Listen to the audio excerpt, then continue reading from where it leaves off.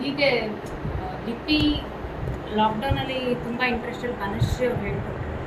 Later on language ಕಲಿಯೋದಕ್ಕೂ ತುಂಬ interest ಇತ್ತು. So Anusha ಮತ್ತು ಇವರು ತನುಶ್ರೀ ಹೇಳಿದ್ರು. ಸೊ ಹಾಗೆ ಒಬ್ಬರೊಬ್ಬರೇ ಪರಿಚಯ ಆಗ್ತಾ ರಂಜನ್, ಸುಮಂತ್, ಧನಂಜಯ್ ಅವರು ಎಲ್ಲ ಪರಿಚಯ ಆಗಿ, ಅಂದರೆ ಸ್ಟೂಡೆಂಟ್, ಆವಾಗ ಸ್ಟೂಡೆಂಟ್ ಇದ್ದೆ, ಈಗ ಜಾಬ್ ಹೋಗ್ತಾ ಇದ್ದೆ.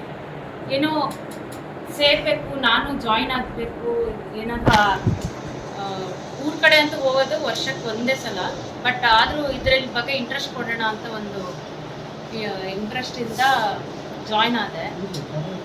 ಬಟ್ ಪ್ರೋಗ್ರಾಮ್ಸ್ ಎಲ್ಲ ಆಗ್ತಾ ಇರೋದ್ರಿಂದ ತುಂಬ ಖುಷಿ ಆಗ್ತದೆ. ಊರಿನವರೇ ಇನ್ನು ಅದರಲ್ಲಿ ಏನು ಸಪೋರ್ಟ್ ಮಾಡ್ತಾರೆ. ಆ್ಯಕ್ಚುಲಿ ನಾನು ಇದರಲ್ಲಿ ಇದ್ದೀನಿ ಅಂದರೆ ಬ್ಯಾಂಗ್ಳೂರಲ್ಲಿ ಇದ್ದು ನಾನು ಇದೆಲ್ಲ ಜಾಯಿನ್ ಆಗಿದ್ದೀನಿ ಅಂತ ಅವ್ರಿಗೆ ಒಂಥರ ಲಿಪಿ ಕಲ್ತಿದ್ಯಾ, ಲ್ಯಾಂಗ್ವೇಜ್ ಬರುತ್ತಾ ನಿಮಗೆ ಈಗ ಅನ್ನೋ ಥರ ಆಗಿದೆ.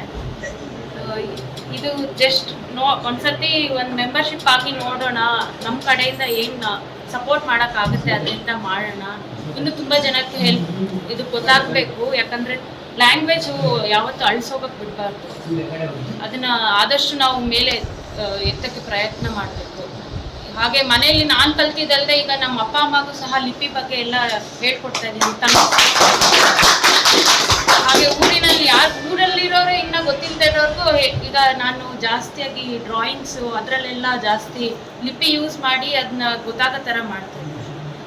ಸೊ ಈ ಥರ ಒಂದು ಮೆಂಬರ್ಶಿಪ್ ಆಗೋದ್ರಿಂದ ಇನ್ನೂ ಏನಾದರೂ ದೊಡ್ಡವರಿಂದೆಲ್ಲ ಜಾಸ್ತಿ ಕಲಿಬೋದು ಅನ್ನೋ ಇದರಲ್ಲಿ ಮೆಂಬರ್ಶಿಪ್ಗೆ ಹೋಗ್ತೀನಿ.